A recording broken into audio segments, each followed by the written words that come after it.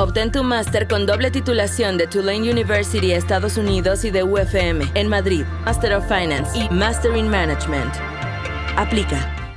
Si buscas una formación de excelencia en finanzas o management, no puedes dejar de explorar los másteres de la Universidad Francisco Marroquín, la Casa de la Libertad. Este es un entorno académico único, con docentes de renombre que respeto mucho, como Juan Ramón Rayo y Gustavo Martínez. Además, sus programas ofrecen una doble titulación con Tulane University y la Universidad Francisco Marroquín, lo que aporta un gran valor internacional a tu carrera. En particular, el Master of Finance destaca por estar afiliado al prestigioso programa CFA, un sello de calidad reconocido en todo el mundo. Escanea el código QR para obtener más información. Te aseguro que vale la pena conocer todo lo que ofrecen.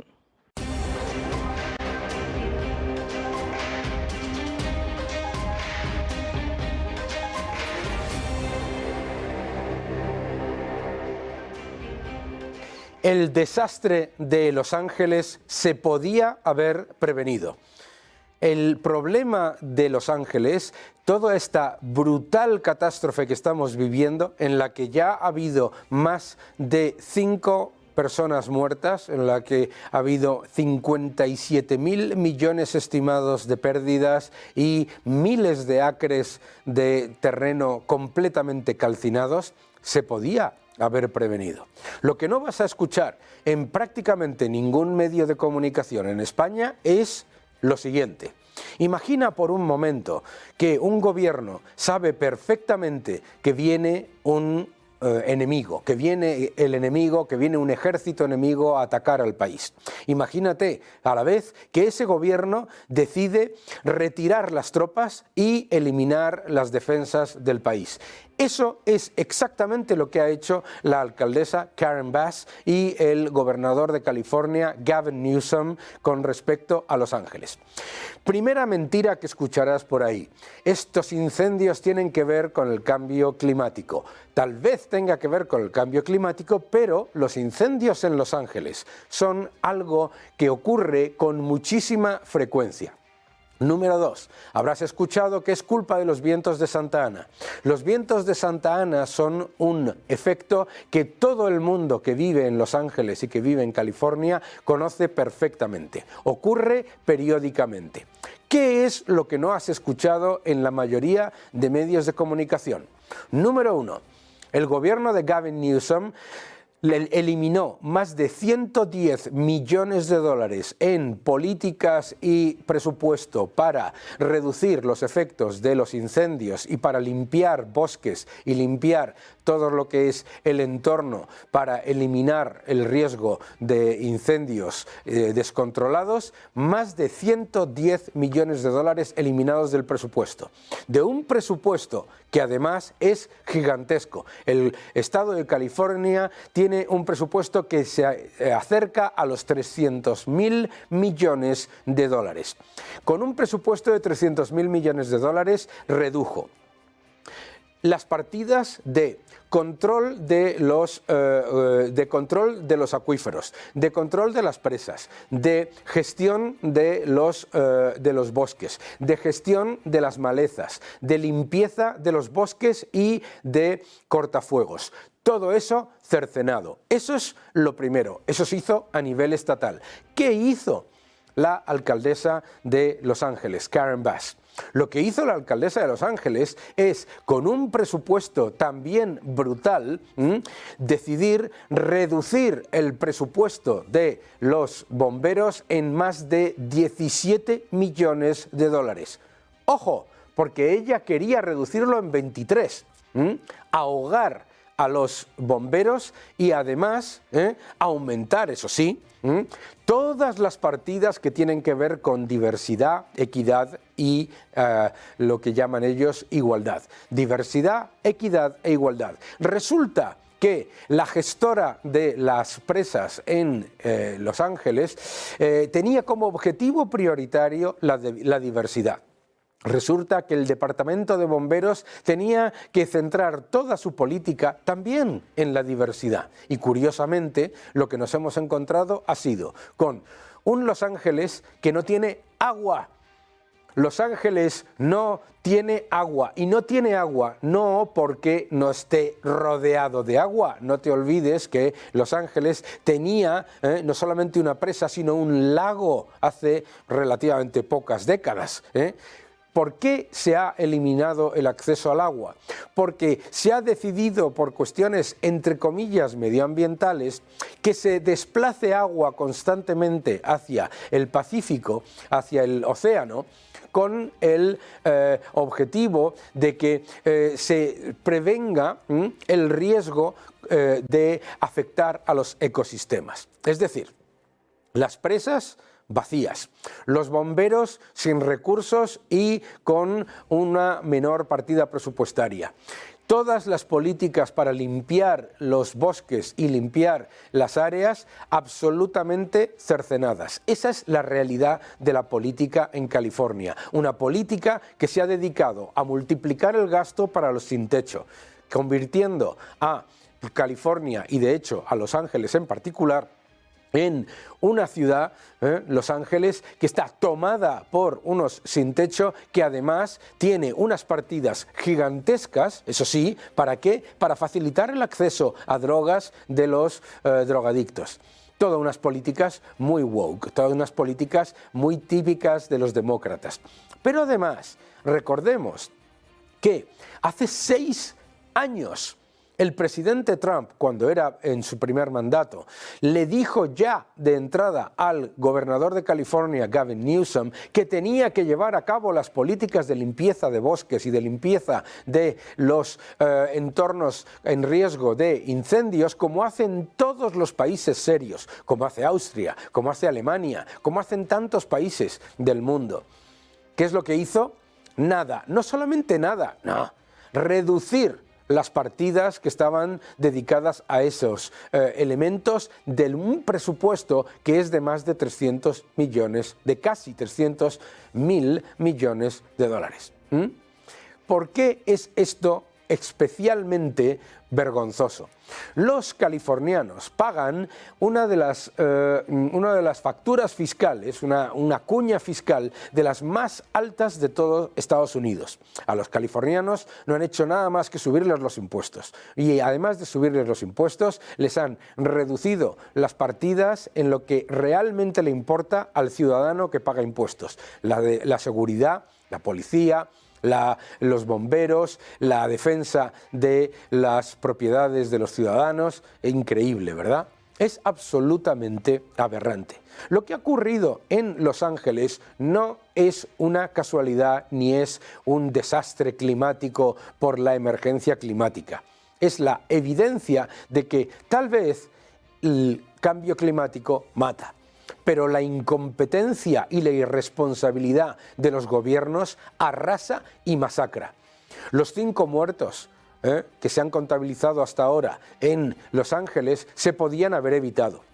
Las decenas de miles de millones en pérdidas, personas que han perdido sus casas para siempre, se podían haber evitado. Los miles de acres que se han quemado, eso sí que es una catástrofe, eso sí que es una catástrofe natural. Es decir, precisamente con unas supuestas políticas medioambientales orientadas a defender el ecosistema, lo que se ha hecho ha sido destruir el ecosistema, destruir bosques completos, destruir áreas completas. Eso es lo que se ha conseguido con estas políticas mal llamadas medioambientales, porque no tienen nada de medioambientales. Garantizar el agua a California no era un problema de falta de agua. Estados Unidos tiene todos los engranajes, tanto de infraestructura como de acceso, para que California tuviese todo el agua que necesitaba y más. Lo que se ha hecho ha sido limitarlo. El gobernador Gavin Newsom se negó a firmar el Acta del Agua, que permitía a California tener no solamente todo el agua que necesitaba, sino mucho más. ¿Y por qué lo hizo? Simplemente porque se suponía que se tenía que garantizar el ecosistema. ¿Y qué ha hecho? Ha quemado el ecosistema. Sí. Estos incendios ocurren desde hace décadas, con cierta regularidad. Con cierta regularidad hay incendios en Los Ángeles. Con cierta regularidad los vientos de Santa Ana ponen esos fuegos de manera que sean más peligrosas. Hacen que los incendios sean más peligrosos. Para eso se llevan a cabo políticas en las que se ponen cortafuegos, se limpian los bosques, se limpian todas esas concentraciones de porquería y aceite de los eucaliptus y hojas de eucaliptus que hay por todos Los Ángeles, en los valles se ven esas concentraciones. Es una absoluta vergüenza porque son literalmente como bombas dispuestas a explotar, y explotaron. Es vergonzoso escuchar a mucha gente decir que qué más da, porque al fin y al cabo allí donde viven son los ricos. La inmensa mayoría de las personas que han perdido sus casas son personas que lo máximo que habían conseguido en su vida era atesorar su pequeña propiedad en la que vivían. Es vergonzoso escuchar a los supuestos defensores del medio ambiente que ya os habíamos avisado. A nadie que se le ocurra creer en el cambio climático de verdad, se le ocurre a la vez reducir los recursos que mitigan los efectos de las catástrofes naturales. Eso no solamente es una irresponsabilidad, es criminal. Si de verdad creyesen en el cambio climático, en vez de en el control social y en el control de la economía, que es lo único que les importa, lo que hubieran hecho ha sido aumentar el presupuesto de los bomberos, en vez de dispararlo para eso que llaman actividades sociales, que lo que en realidad son actividades clientelares. Si de verdad creyesen en el cambio climático, habrían llevado a cabo los cortafuegos, las infraestructuras, habrían firmado el Acta del Agua y habrían mantenido las presas con el nivel suficiente de agua para prevenir estos incendios. Esta gente no tiene ningún derecho a decirle a nadie que ellos ya habían avisado, porque lo que han hecho ha sido, ante algo que ocurre con mucha regularidad, empeorarlo, y empeorarlo con las políticas. Y no tienen ningún derecho a venir ahora como salvadores del mundo diciendo que la solución a una catástrofe como la de Los Ángeles es mucho mayor control público, mucho mayor gasto público y muchos mayores impuestos. Es una vergüenza. California tiene más gasto público, más impuestos y más control público por parte de los irresponsables Gavin Newsom y Karen Bass, y lo que tiene es una catástrofe que se podía haber evitado. Desde las autoridades hasta los miembros del gobierno, todos han priorizado el gasto clientelar y político, gastando en cosas absolutamente vergonzosas, con presupuestos gigantes, mientras asfixiaban a los cuerpos y fuerzas de seguridad que son los que tienen la capacidad de acometer la solución a una catástrofe natural. Que Los Ángeles no tenga agua es una vergüenza y es una decisión política. Que Los Ángeles no tenga capacidad de acabar con unos incendios que ocurren regularmente es una vergüenza y es consecuencia de las políticas. Sí, es consecuencia de las políticas. El cambio climático mata, pero lo que arrasa y masacra es la incompetencia y la irresponsabilidad de los gobernantes. Gavin Newsom, Karen Bass tienen que dimitir ayer. Que no te engañen.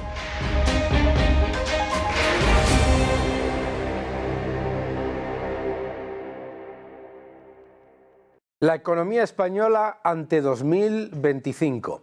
El año 2024 cierra con un crecimiento del Producto Interior Bruto que podría superar el 3%, pero en esa cifra hay un montón de nubes que merece la pena resaltar y sobre todo analizar qué es lo que podemos esperar para el año 2025, porque, claro, un montón de esos vientos de cola que han apoyado al crecimiento económico en los últimos años empiezan a desgastarse. Vamos a hablar de todo ello con alguien absolutamente, experto en la materia. José María Rotellar, ¿cómo estás? ¿Qué tal? Muy bien. Un gusto que estés en tu casa, como siempre. El gusto es mío.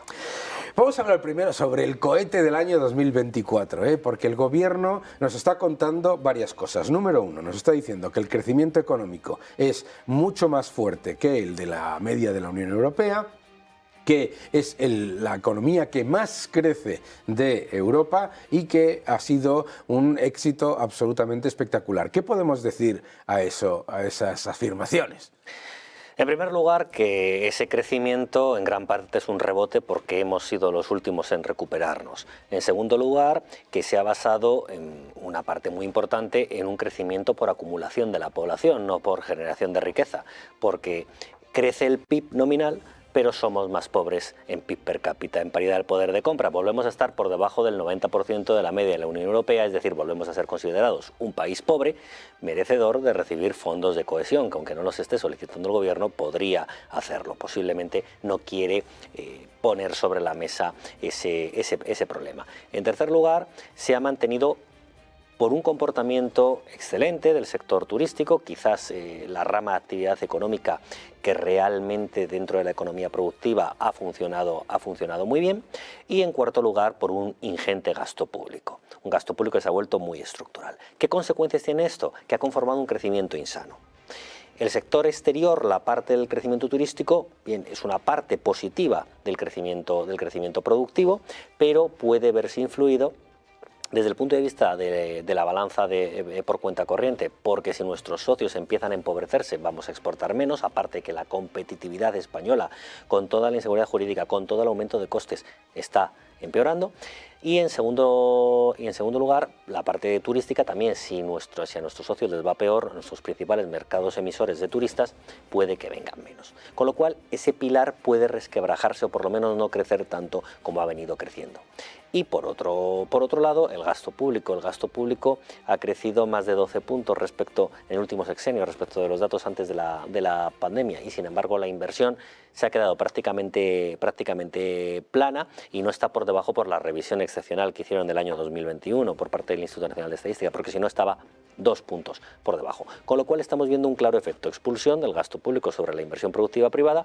¿Y qué problema tenemos? Que sí que cumplir una estabilidad presupuestaria, un pacto fiscal, unas reglas de estabilidad, no va a poder haber tanto gasto público. El gobierno confía en que lo va a poder mantener con un incremento de ingresos, pero ese incremento de ingresos ha sido excepcional derivado de la inflación, y por mucho que suba los impuestos lo único que va a hacer es matar más la economía, gripar su motor. Por tanto, no hay tanto cohete, sino que simplemente lo que hay es un celofán que envuelve todo, que nos ha impulsado hacia arriba desde un punto de vista nominal, pero que realmente España sigue liderando la tasa de desempleo general y juvenil de Europa y de la OCDE. España sigue con un crecimiento que le empobrece porque empeora sus posiciones en PIB per cápita, en paridad del poder de compra. España sigue sin contar con un plan de reformas que realmente permitan avanzar a la economía por sí misma de manera sostenible. Y España lo que cuenta es con un gasto que se está convirtiendo en estructural, que está impulsando incrementos de déficit estructural al estar sustentado por ingresos coyunturales, y que está expulsando a la inversión. Por tanto, es un crecimiento con pies de barro. Ese cohete a mí me recuerda un poco a uno de los episodios de Historias para no dormir de Chicho Ibáñez Serrador, que se titulaba El cohete. Es un abuelo que a sus nietos les construye un cohete y les hace creer en la ilusión de que realmente es un cohete que les va a llevar al espacio, ¿no? Bueno, pues aquí realmente estamos en una fantasía parecida, pero con mucha menos capacidad intelectual, si se me permite. Ahora, lo que tú acabas de comentar, muy poca gente lo entiende, ¿no? El Producto Interior Bruto crece, pero el Producto Interior Bruto per cápita no crece ni de lejos lo que está aumentando el Producto Interior Bruto, y además el Producto Interior Bruto ajustado por poder adquisitivo es todavía más bajo. Y lo más interesante de todo eso es que un montón de gente no entiende tampoco por qué una economía que crece se empobrece, ¿no? Decía Steve Hanke que una economía en la que sube el PIB, pero aumenta la inflación, aumenta la tasa de paro, se mantiene muy elevada y además se pierde poder adquisitivo, no es una economía que crezca, sino una economía que se empobrece. Pero explícanos por qué ese aumento de la población está disfrazando el Producto Interior Bruto y con ello también las cifras de empleo. Porque hay una parte de la población que se ha incrementado de manera muy importante, que lo que hace... 2,5 millones de personas. Lo que hace es consumir recursos y por tanto genera cierta actividad económica, pero gran parte de esa actividad económica está subvencionada por el gasto público, con lo cual realmente no está siendo una parte de la población que esté siendo generadora de riqueza, ¿no? Por eso la productividad no aumenta. La productividad no aumenta nuestra competitividad y sobre todo lo que hacemos es aumentar la actividad, pero en menor proporción a lo que se está aumentando la población. Realmente no estamos siendo dinámicos al respecto y por tanto, ¿qué recorrido tiene ese? Pues tiene un recorrido muy corto. Lo que sí que entiende todo el mundo perfectamente es que ha perdido mucho poder adquisitivo, no porque vean el IPC si sube, si baja o cómo se comporta, sino porque lo ven en su bolsillo, ¿no? Claro. Quien vaya a dar la compra, pues, no se podía ver que de 3 días o 4 a otro, pues un litro de leche de repente ha subido 14 céntimos y eso ha pasado. O podemos ver, si recuerdan cualquier espectador, julio del año 23 con respecto a un año después simplemente, que es cuando se produjo la gran subida, había cosas que habían subido exponencialmente, y hablamos de la leche, hablamos del azúcar, hablamos de la carne, hablamos del pescado, son productos básicos en la cesta de la compra de cualquier familia, de cualquier persona, y eso sí que lo entienden. Claro. Cada vez compran menos, pagan más y van sustituyendo unos productos por otros. Entonces estamos en una ilusión cuyo problema se está llevando hacia adelante y no sabemos cuándo va a explotar. Pero cuanto más se lleva hacia adelante sin solucionarlo, peor puede ser su explosión. En Canadá, el primer ministro, Justin Trudeau, ha tenido que dimitir y la política económica que ha llevado Justin Trudeau ha sido muy parecida. Aumentar masivamente la inmigración, aumentar masivamente el gasto público, disparar los impuestos y generar mayor intervención en la economía. El resultado ha sido un crecimiento per cápita absolutamente horroroso comparado con el resto de los países cercanos. Ahora, en España hemos tenido, efectivamente, estos 2 años en los que el crecimiento ha sido superior a la media por estos factores que tú comentabas. ¿Qué podemos esperar del año 2025 en particular? Bueno, en primer lugar, el atraer inmigración no es malo en sí mismo. Puede ser muy bueno porque una economía dinámica lo que va a hacer es que se convierta en un incentivo para que venga más gente, porque también hay muchos puestos de trabajo que posiblemente la población del país no quiere realizar o no es conveniente que realice porque pueden prestar su formación, una mayor formación con un mayor valor añadido en otras actividades y necesitas traer a esas personas. El problema no es ese, sino el articular a lo mejor una inmigración que no sea ordenada ni productiva. Pero independientemente de eso, en el año 2025, ¿qué se puede esperar? Vamos a ver, si las reglas fiscales se cumplen a rajatabla, el gasto debería recortarse. Ellos confían, el gobierno, en que lo va a poder mantener con el nivel de ingresos. De momento, la Comisión Europea más o menos les ha comprado, ¿no?, el informe que han enviado, pero es un informe que no se sostiene, es un castillo de naipes en el aire, porque la previsión es que los ingresos van a crecer de una manera muy importante para soportar ese incremento de gasto. Si pensamos solo en el techo de gasto no financiero, solo de los presupuestos generales del Estado, aunque de momento no tengamos presupuestos generales para el año 2025, en el proyecto del Gobierno, la cifra que aparecía nos lleva a que se habrá incrementado en el sexenio de Sánchez en 75.000, 80.000 millones de euros ese techo de gasto no financiero. Claro. Techo de gasto no financiero, incremento que cada vez es más un gasto propio, porque es verdad que hay parte que ha estado financiado por los fondos europeos, pero tiene un fin. Claro. Y si se han utilizado bien esos fondos como inversión, la inversión va a quedar. Si va dirigida al sector privado, la sostendrá el sector privado, pero si ha ido dirigido, como ha ido dirigido en gran parte a las empresas públicas, la tendrá que sostener el presupuesto. Y eso es posible que no lo pueda sostener. ¿Por qué? Porque si tiene que hacer un ajuste para al final cuadrar con la estabilidad presupuestaria, no lo va a poder realizar y ahí el crecimiento se va a ver resentido. En cifras, pueden salvar las cifras de 2025 porque si el último trimestre de 2024, que todavía no conocemos, es un dato muy positivo, por efecto estadístico de los interanuales, hay 3 que inmediatamente ya en interanuales aumentan, porque al compararlo sobre el primero, segundo y tercer trimestre de 2024 serán muy superiores. Claro. Los 3 interanuales, como el crecimiento del año es la media de los 4 crecimientos trimestrales interanuales, claro, ahí hay un efecto estadístico muy importante, aunque no creciesen nada en esos trimestres, ¿no? Con lo cual eso lo podrán salvar. Ahora volvemos a lo mismo, podemos rubricar, podemos poner sobre la mesa las cifras que queramos que salgan, pero el sentimiento económico no es de prosperidad, ¿no? Es eso. ¿Pueden las familias comprar lo mismo que podían comprar antes? ¿Pueden los jóvenes acceder al mercado de la vivienda?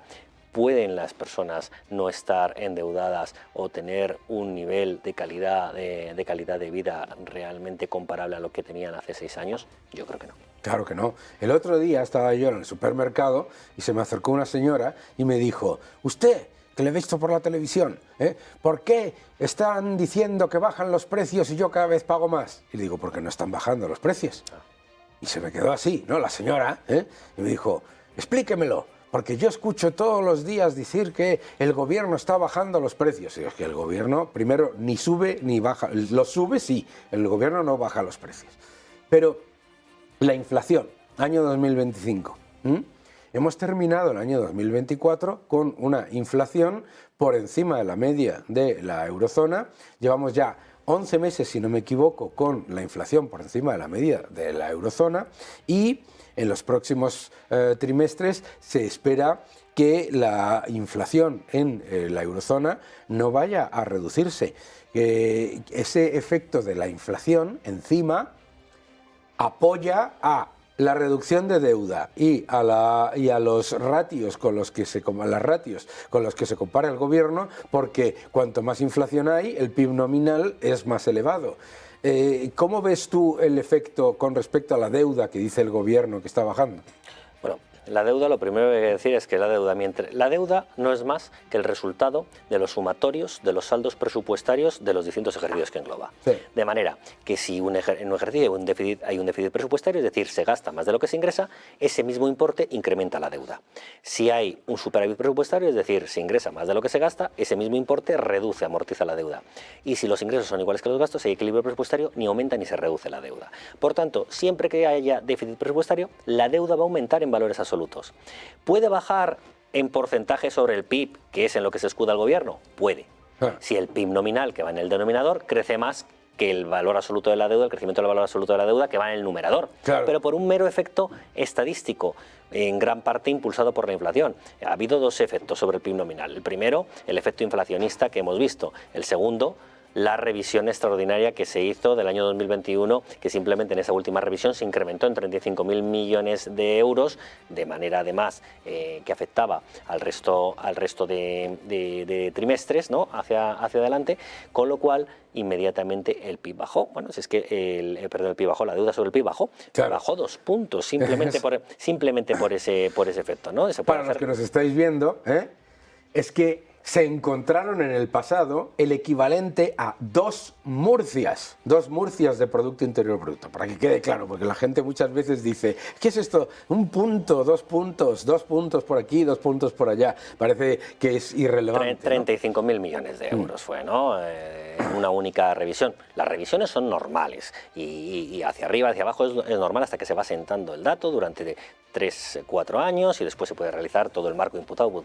Ahora, revisiones tan excepcionales no había habido nunca y todas van además en un mismo sentido. Pero bueno, independientemente de eso, es por lo que está bajando la deuda sobre el PIB, claro. No porque baje la deuda. Cada vez tenemos más deuda, vamos caminando ya hacia 1,7 billones con B de Barcelona de euros, y ese nivel de deuda no es sostenible para la economía española, que está en 1,5 billones de Producto Interior Bruto, ¿no? Está por encima nuestra deuda de nuestro Producto Interior Bruto.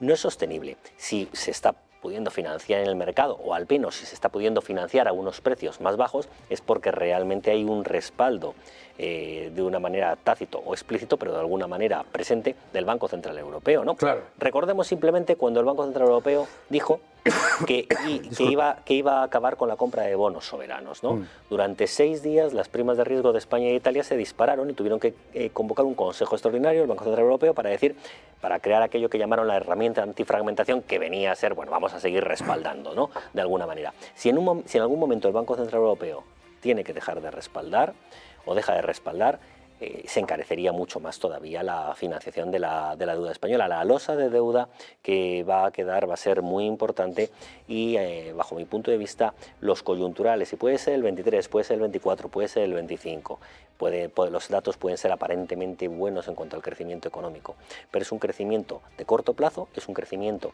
insano y es un crecimiento que lo que está generando son unos problemas a medio y largo plazo muy serios en la economía española, de manera que después de este gobierno, quien llegue va a encontrarse con una situación muy mala, mucho peor de lo que nos creemos. Claro, y eso es a mí lo que a mí me preocupa. ¿Por qué?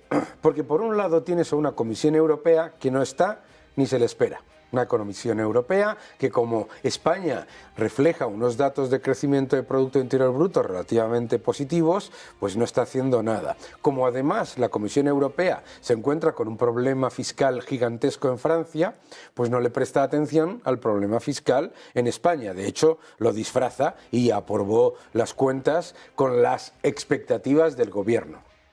Entonces, ¿qué es lo que ocurre? La Comisión Europea nunca actúa preventivamente, como se está viendo, pero luego viene y le exige al que viene detrás que lleve a cabo un gigantesco ajuste que este gobierno se niega a hacer. Y yo creo que ese es el gran problema, porque todos esos desequilibrios que se van acumulando, cuando se pierda el efecto fiscal de la inflación, se empiecen a reducir los ingresos fiscales, el gasto estructural se mantenga, el déficit estructural se eleve, de hecho se ha elevado de nuevo, todos esos factores van a venir a presentarse, o sea, son una bomba de relojería para el que venga detrás. Efectivamente, lo que va a tener que hacer quien venga detrás es un ajuste muy importante, y yo creo que es algo que es necesario, ¿no? La economía va a estar en unas circunstancias muy deterioradas, se va a encontrar en unas circunstancias muy deterioradas para poder crecer por ella misma, y ese ajuste hay que hacerlo. Estamos viviendo muy por encima de nuestras posibilidades. Sí. Se está fomentando erróneamente desde el punto de vista de la política económica actual una economía muy subvencionada, muy subsidiada. Sí. Y con una economía subsidiada no se va a ningún sitio. En primer lugar, porque estás condenando a una parte de la población a ser dependiente del gobierno de turno y a extirparle la capacidad profesional que tiene y que la tiene muy buena, ¿no? Y sí, que es la base del crecimiento económico. En segundo lugar, porque la ausencia de reformas estructurales lo que está llevando es a un gran problema de poder adquisitivo de los ciudadanos y en gran parte a que podamos tener una fuga de cerebros de nuestros mejores recursos humanos a otros lugares, lo cual está muy bien, porque cada uno puede trabajar donde quiera, pero es una pena como país el no dar los incentivos suficientes para poder retenerlos con una estructura productiva que sea óptima y donde vean un futuro para poder desarrollar su profesión y no ver que aquí languidecen empobreciéndose, ¿no? Y tenemos un gran problema por resolver, que es el desempleo, con la productividad que tenemos, con una elevación artificial, ficticia y muy costosa para las empresas, empobrecedora también del salario mínimo, con un intento de reducción de jornada que eleva inmediatamente los costes de las empresas en más de un 6%, ¿no? Al no bajar el salario nominal en proporción, y con un intento de volver todavía más rígido el mercado de trabajo, intentando incrementar las indemnizaciones por despido o cualquier otra consideración del mercado de trabajo que va siempre en la línea de entorpecer el flujo de entrada y salida de trabajadores del mismo, que es lo que permite el dinamizar una economía. Bueno, pues desde luego son unas circunstancias estructurales muy malas para la economía española. ¿Qué nos vamos a encontrar? Nos vamos a encontrar con una deuda enorme, con un déficit estructural muy importante que hay que reducir,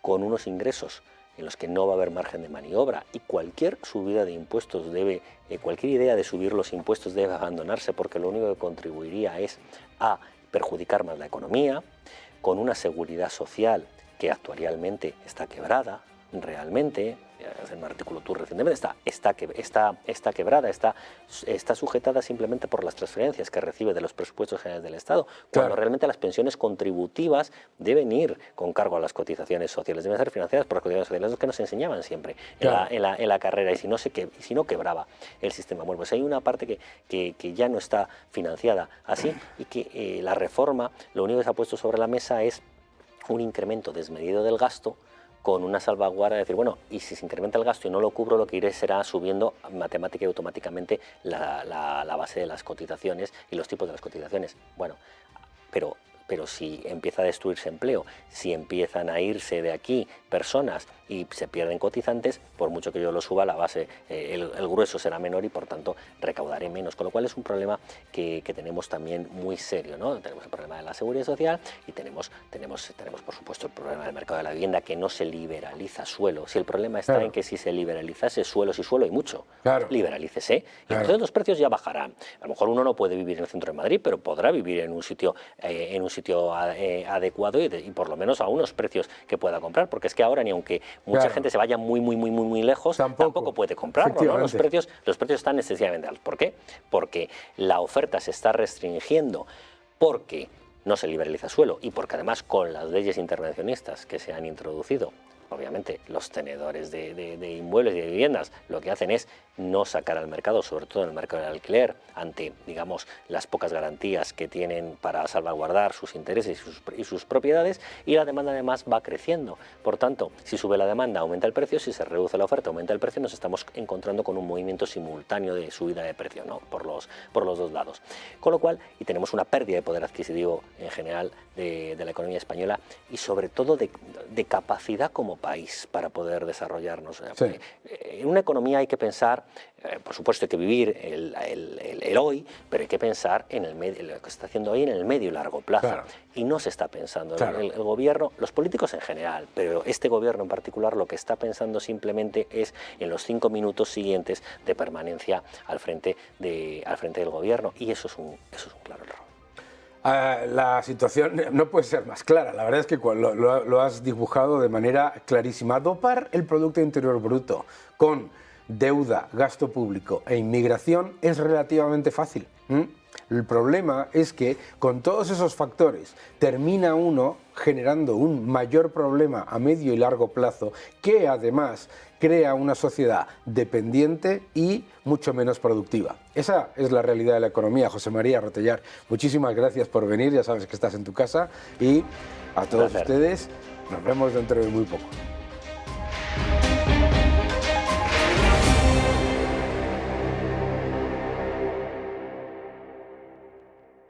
En Money and Market siempre tenemos un vídeo de José Ramón Riera para explicarnos realmente cómo funciona la economía. Este no te lo puedes perder. Adelante. Muy buenas, Daniel. Hoy, en primer lugar, feliz año nuevo, porque no habíamos felicitado a los espectadores de Money and Market ir hasta ahora con ninguno de mis vídeos. Con lo cual, lo primero de todo, como he dicho, feliz año 2025. Hoy te traigo dos noticias muy relacionadas una con la otra, pero que creo que son muy interesantes para que las conozcan los espectadores de tu programa. La primera es cómo está en estos momentos la seguridad social a efectos del déficit real que tiene. Yo creo que ya había comentado en alguno de los vídeos que mi estimación personal era que terminaríamos este año con entre 48 y 50.000 millones de euros de necesidad de financiación para la seguridad social a través de transferencias corrientes que vienen del Tesoro para poder pagar los gastos de la seguridad social.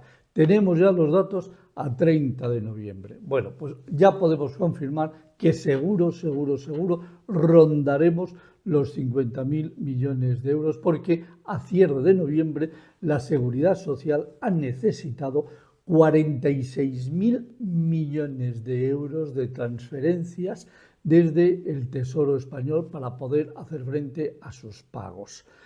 Y esto en una situación en la cual hasta ahora nunca vista de incremento de los ingresos en cotizaciones sociales muy cercanas al 8%.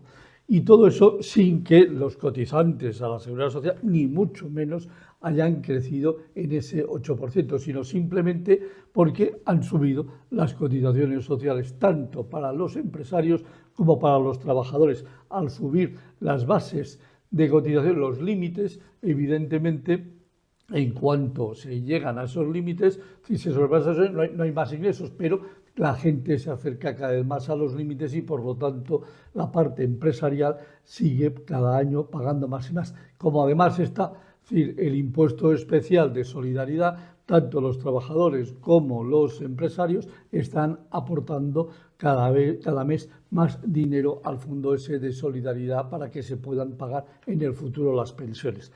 Con 46.135 millones exactamente de déficit en los 11 primeros meses, me temo que tenemos un problema. Yo llevo diciéndolo mucho tiempo y esto tiene que solucionarse pronto, porque si no, en cualquier momento llegaremos a un auténtico crack de la seguridad social.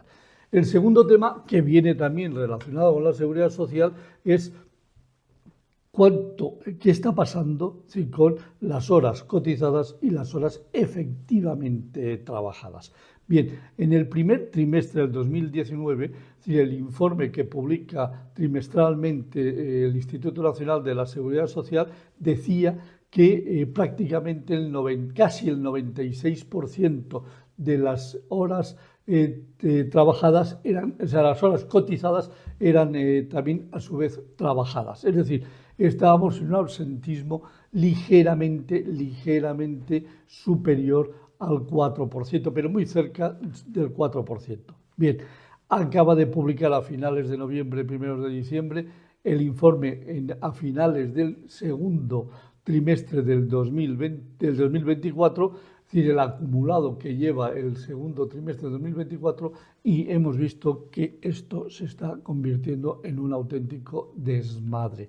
El porcentaje entre horas trabajadas y horas cotizadas ha caído al 93,5% frente a casi el 96% que estábamos en el primer trimestre del 2019.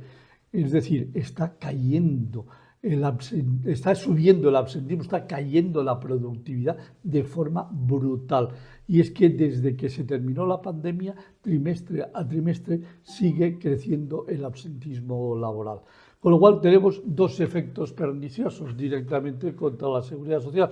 Uno, es decir, que por un lado, tenemos, es decir, que no llega el dinero por ingresos, por cotizaciones sociales, no es suficiente, necesitamos de casi 50.000 millones para pagar todos los gastos de la seguridad social, que incluyen pensiones contributivas, pensiones no contributivas, ingreso mínimo vital e incapacidad laboral temporal, y a su vez el absentismo por incapacidad laboral temporal no para de crecer desde que llegó la pandemia, con lo cual todo son efectos perniciosos. El gobierno solo está preocupado en vamos a ver si hay que reducir o no la jornada laboral, vamos a ver en cuánto subimos el porcentaje del salario mínimo interprofesional y vamos a ver si cobramos IRPF por esa subida o no. Pero no están preocupados por algo que de verdad puede hacer que este gobierno haga crack en cualquier momento. 50.000 millones de euros. En estos momentos de déficit de las pensiones y, por otro lado, cayendo la productividad y subiendo el absentismo laboral, todo nos lleva a acercarnos cada vez más al precipicio definitivo. En cualquier caso, esta era la noticia que quería compartir contigo y con todo el equipo de Money and Markets, así que nos vemos en el próximo vídeo. Daniel.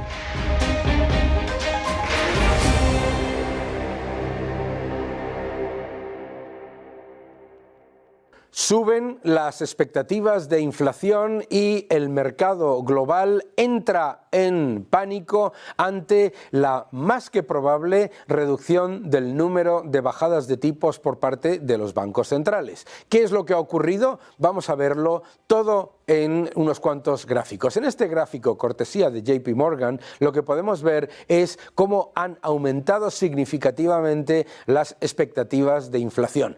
Esto es muy preocupante, ¿por qué? Porque aumentan las expectativas de inflación. Número uno, el gasto público en Estados Unidos ha aumentado un 10% año con año. Número dos, la cantidad de dinero en el sistema, el aumento de la masa monetaria ya es el más alto en 27 meses. Más gasto público, más aumento de la masa monetaria y las expectativas de inflación aumentan.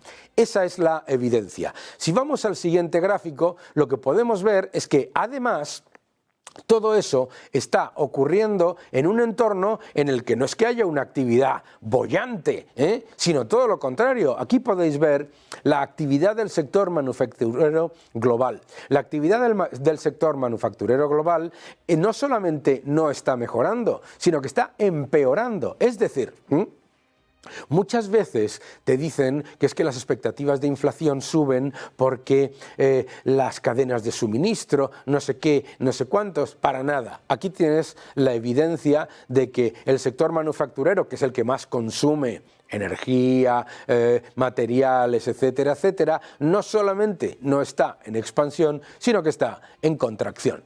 Vamos al siguiente gráfico y aquí podéis ver parte de lo que está ocurriendo en el mundo. Recordaréis que en el año 2022 se obligó a que Liz Truss, la primer ministra de Reino Unido, dimitiese porque presentó un presupuesto con bajadas de impuestos y aumentos de gasto que llevó el bono de 10 años de Reino Unido, de Reino Unido, al 4,5%. En aquella época la inflación era de más del 10%. Ella supuestamente fue culpable y tuvo que dimitir por un presupuesto con bajadas de impuestos en el que el bono a 10 años se fue al 4,5%. Bien, ¿qué es lo que ha ocurrido desde que el gobierno laborista de Keir Starmer ha presentado su presupuesto ultrasocialista de aumentar masivamente los gastos y aumentar los impuestos y con ello también aumentar el déficit? Pues lo que ha resultado es, aquí lo podéis ver desde el corte en este gráfico de Bloomberg, desplome absoluto de la libra a mínimos de un año y subida de los costes de financiación del Estado de manera brutal. El bono a 30 años de Reino Unido está a máximos no vistos desde los 90. El bono a 10 años del Reino Unido está en más del 4,7% con una inflación inferior al 4%.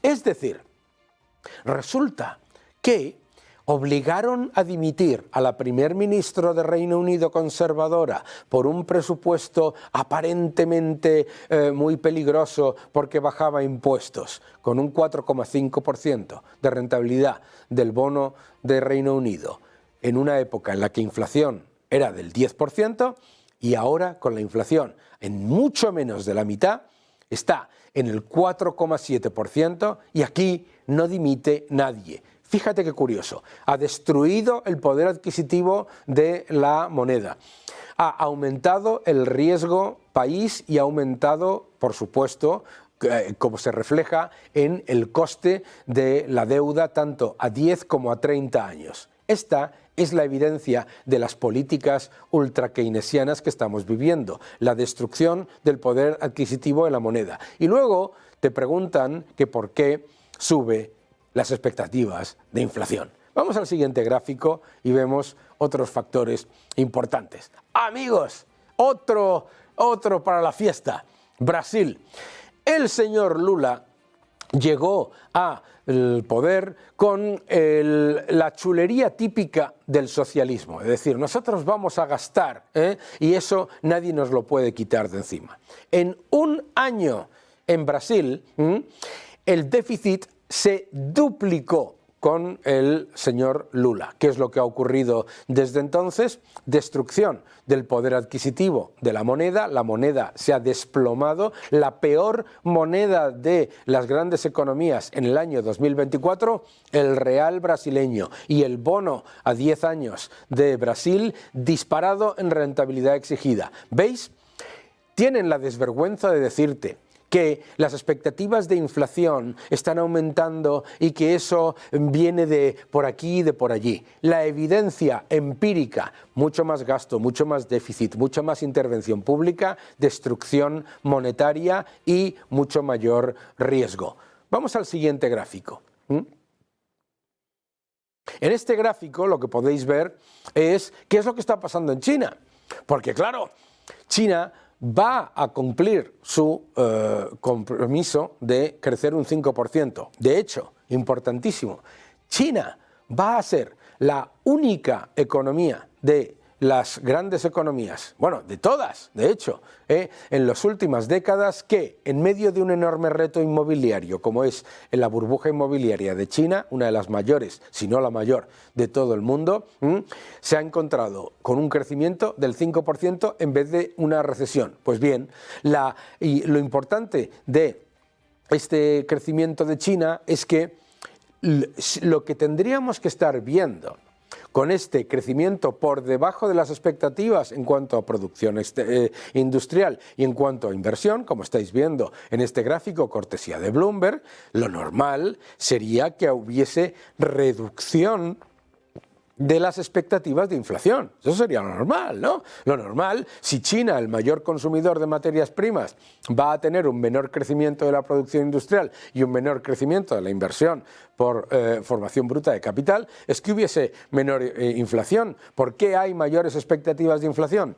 Mayor cantidad de dinero en el sistema y mayor gasto público. O se corta el gasto público o la inflación no solamente va a ser persistente, sino que va a empeorar.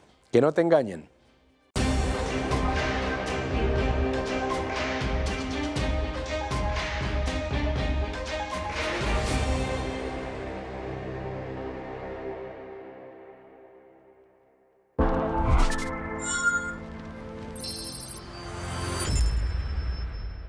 Obtén tu máster con doble titulación de Tulane University, Estados Unidos, y de UFM en Madrid, Master of Finance y Master in Management. Aplica.